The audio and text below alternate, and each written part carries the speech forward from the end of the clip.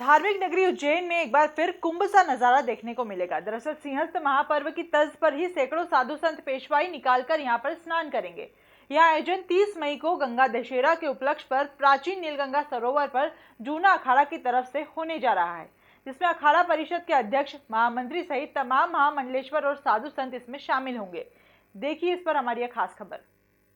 उज्जैन में आगामी 30 मई की सुबह सिंहस्थ की तर्ज पर एक भव्य पेशवाई निकलेगी, जिसमें रथ, हाथी, घोड़ों पर सवार होकर साधु संत नगर भ्रमण करते हुए प्राचीन नीलगंगा सरोवर पहुंचेंगे और यहां पर स्नान, ध्यान और पूजन करेंगे।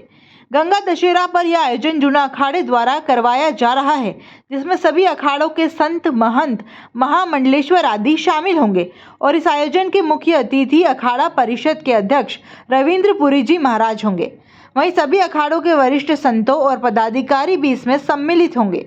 आयोजन में प्रदेश के बड़े नेतागण भी शामिल होंगे। ऐसा अभी जूना अखाड़े के हमारे मुख्य संरक्षक श्रीमंत वर्तमान में जो यहाँ उपस्थित हैं, श्रीमंत दशनाम जूना अखाड़े के मुख्य संरक्षक, अखिल भारतीय अखाड़ा परिषद के महामंत्री श्रीमंत खलीगिरी जी महाराज, उनके नेतृत्व में सारा ये कार्य चल रहा है, जिसमें हमारे जूना अखाड़े के राष्ट्रीय अध्यक्ष श्री उमाशंकर भारती जी महाराज, हमारे जूना अखाड़े के महामंत्री केदारपुरी जी महाराज और उसके बाद हमारे अनेकों नाम हैं, सबके नाम बताने में बहुत समय लगेगा। जूना अखाड़े के मंत्री, महामंत्री, उपाध्यक्ष सारे, यानी इस कार्यक्रम में सारे लोग आ रहे हैं। हमारी एक पौराणिक परंपरा चली आई, गंगा दशहरा मनाने का हमारा पर्व ये जब से आदि जगत गुरु शंकराचार्य जी की परंपरा चली है, हमारा रमतापन चला, उसके समय से ये गंगा दशहरा का हम लोग मनाते हैं। साधु संतों के जहाँ जहाँ पर कोई तीर्थ स्थान है, कोई पवित्र नदी है, वहाँ पर मनाते हैं। तो ये हमारा नील गंगा जो है, ये पिछला जो सिंहस्थ कुंभ हुआ है, उसके बाद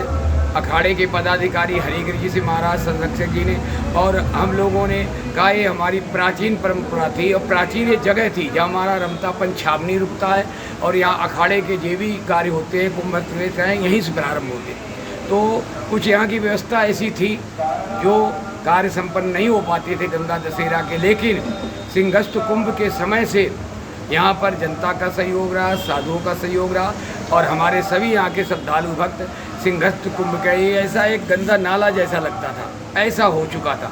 लेकिन इसमें जूना अखाड़े के संरक्षक हरिगिरी जी को बहुत धन्यवाद देता हूँ कि जिन्होंने एक पवित्र, जो इतिहास के पुराणों में इसका नाम उल्लेख है, स्वयं काशी जी से गंगा जी आई थी, लेकिन उसका महत्व लोग जानते नहीं थे, लेकिन उन्होंने प्रशासन, शासन द्वारा इसका महत्व जनवाया और एक प्रतिवर्ष का फिर गंगा दशहरा का पर्व मनाने लगे, जिसमें अब पूरे मध्य प्रदेश में इस कार्यक्रम का पूरा हमारे जो यहाँ का व्यवस्था देखते हैं, गोविंद पत्रकार जी, राहुल जी और अनेक सारे जो यहाँ लगे हुए हैं, इनको भी धन्यवाद देता हूँ जिन्होंने इस परंपरा को अक्षुण्ण रखते हुए और प्रतिवर्ष एक कार्यक्रम रख दिया है। तो इसमें हमारे जूना अखाड़े के हजारों संत आएंगे, अखाड़ा परिषद के अध्यक्ष भी आएंगे और भी लोकल संत भी आएंगे, श्रद्धालु भक्तगण भी आएंगे। तो मतलब एक ऐसी परंपरा बन चुकी है जो अक्षौणी है, अद्भुत है, अलौकिक है और ये मैं कहता हूँ कि ये आगे परंपरा गंगा दशहरा की ये बढ़ती जाएगी, क्योंकि हम लोगों की प्राचीन परंपरा है,